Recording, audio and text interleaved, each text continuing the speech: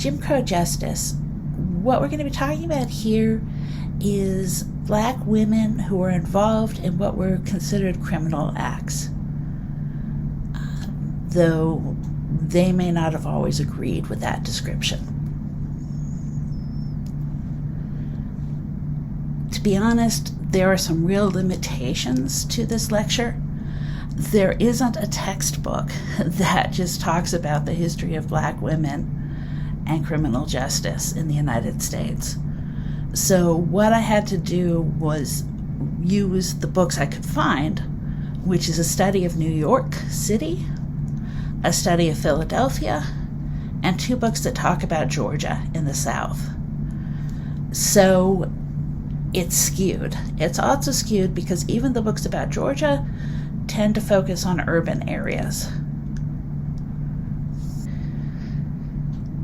A key part of criminal activities for black women was domestic service, because overwhelmingly black women in the North as well as the South found themselves confined to domestic work. And this was what the majority of women who moved north is trying to escape the South. That was a critical thing that they were looking for. They were looking for better jobs and also to escape white sexual violence. And they just didn't find it. They were generally excluded from factory work. They were generally excluded from commercial and industrial jobs. And so they had to do domestic service for the most part, or turn to less than legal alternatives.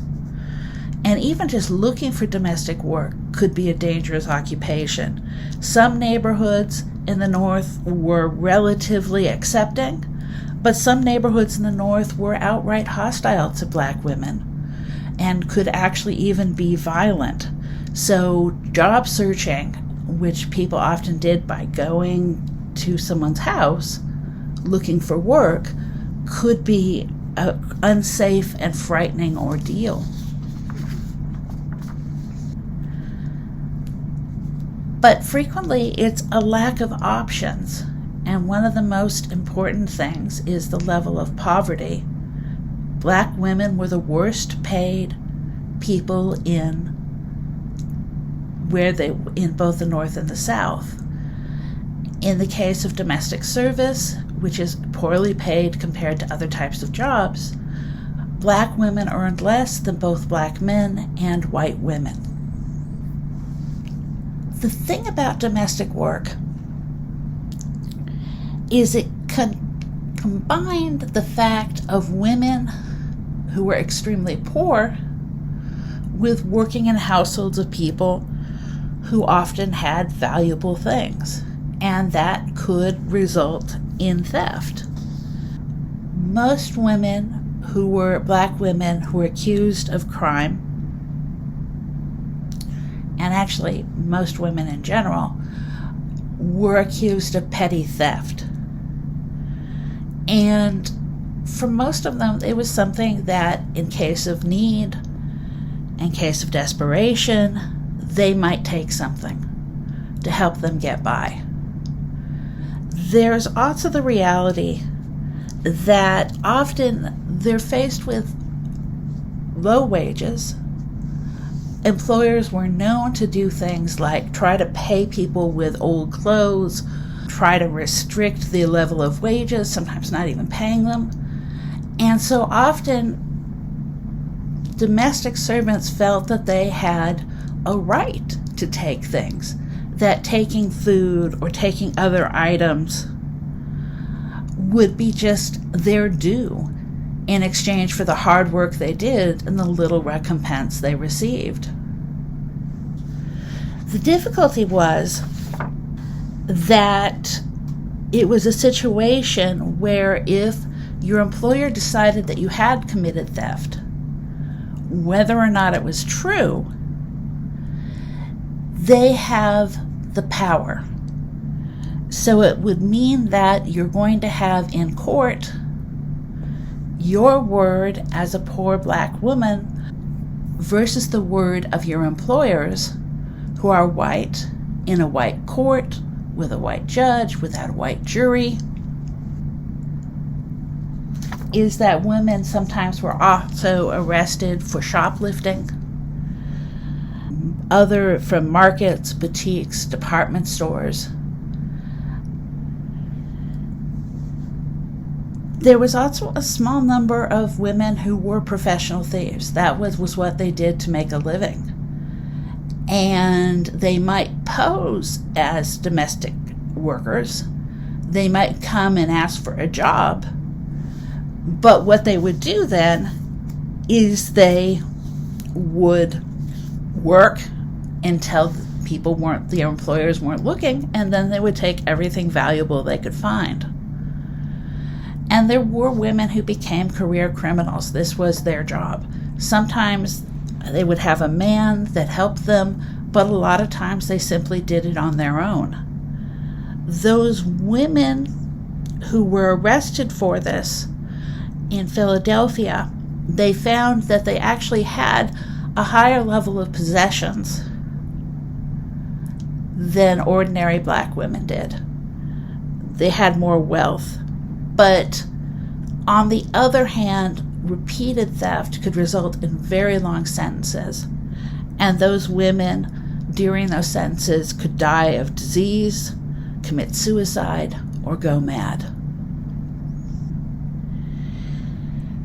Vagrancy and disorderly conduct is a fairly vague set of laws. They're designed to target people who do not have what is regarded as a respectable source of income, or people who are misbehaving in public. Now, there is always built into this ideas about class and race.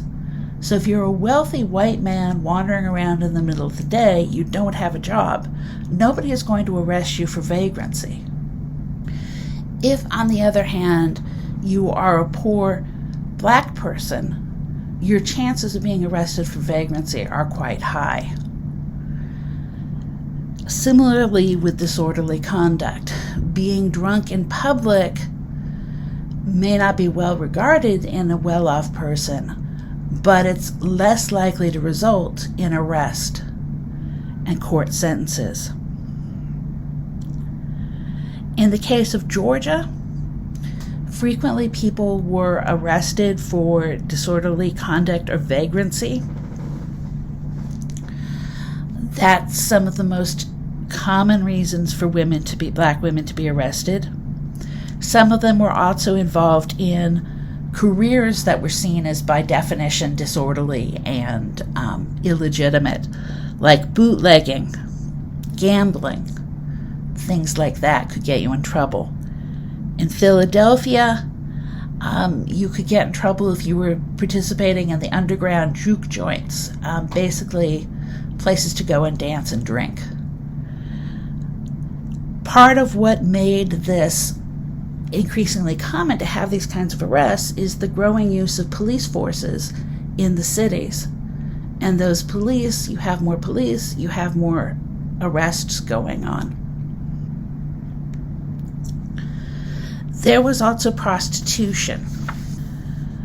Often unemployed women, underemployed women would turn to prostitution. And there were sort of two ways to go about it. One way was to be a streetwalker, and that's the most dangerous.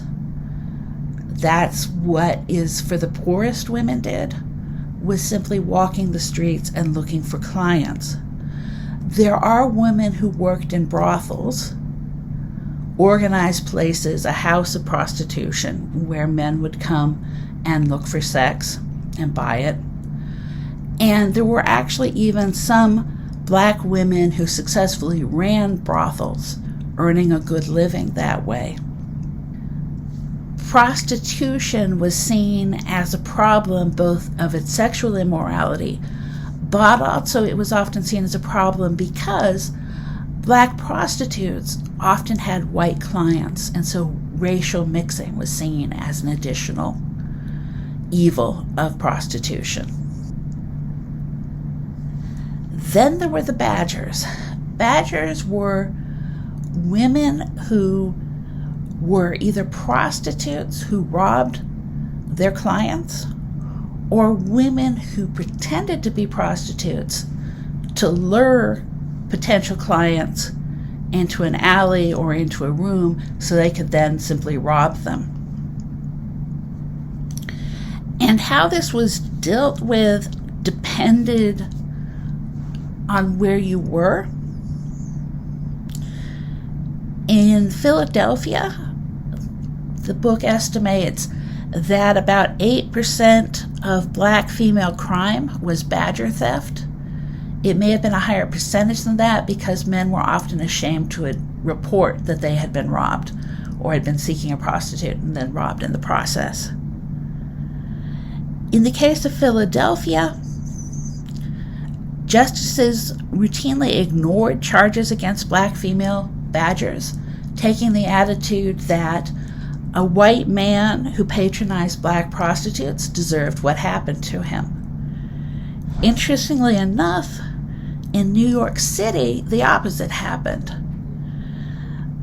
When men came and reported that they had been robbed, the justice system ignored the question of what was this well-off white man doing in a black neighborhood with a black woman, and in fact focus on charging the women involved. So, for example, one minister in 1900 told a police officer they'd been attacked by a colored woman but could not recognize the woman, and so he directed them to a particular house where he said this had taken place, and they simply just arrested all the women there, all 4 of them, even though only one of those women had been at fault if they were.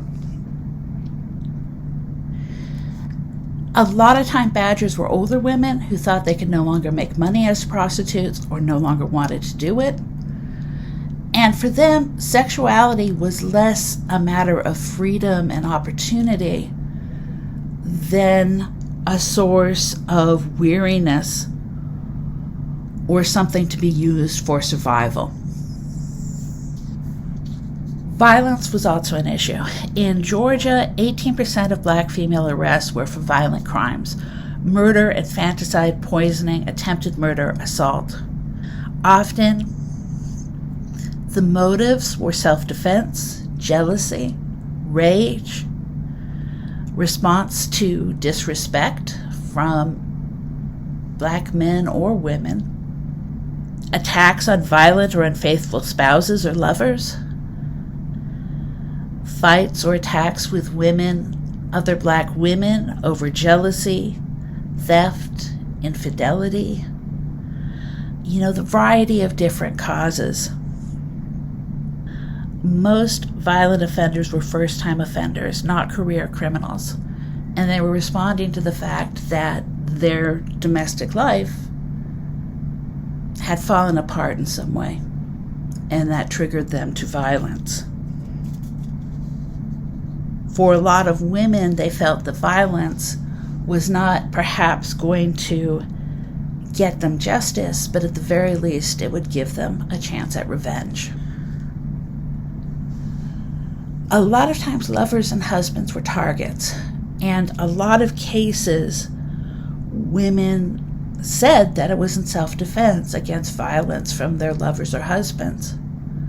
In some cases, it was also an issue of jealousy at infidelity or revenge at infidelity, or revenge against a man who had promised to marry them and then failed to do so.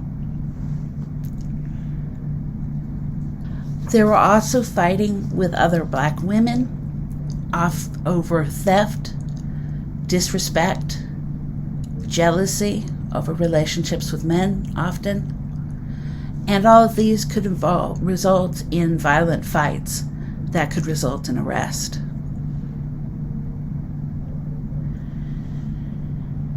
Infanticide, part of what's going on there is there are no maternity homes for African American people. There are no orphanages in most places. Though sometimes the Black community built their own. So there's not a lot of resources to turn to. Women who are extremely poor, who are unemployed, and also women who are suffering from poor mental health might turn to infanticide. It also could result as an issue of shame that you were having a child when unwed, and particularly if you're talking about families that thought of themselves as respectable, an unwed daughter having a child would bring shame to the family and could be a trigger for infanticide. And of course, there were problems with incest. It wasn't unknown for men to kill babies who were the result of incest or rape as a way of hiding what had happened and sometimes forcing women to go along with them as accomplices through shame, through fear. At least in Georgia, the historian found that while infanticide that was reported in the papers for Black women resulted in arrest and charges, there were a number of cases of white infanticide that was reported in the papers that did not seem to lead to arrest. That there was much more likely to be sympathy for a white mother who killed her child in a way that Black mothers were not treated. So in conclusion, poverty played a really important role in Black female criminal acts that seems to have been underlying theft. Poverty was a reason for women to turn to prostitution and also for turning to badger work. Limited opportunity has also played an important role. If Black women were confined to domestic work, which was low pay, which links back to poverty, it was easy for theft to develop out of a need to get more or simply to try to pay off employers for their abuse and poor pay. Violence often came out of self-defense or desperation, though not always. And these are the sources that I used in putting together this lecture. All good books.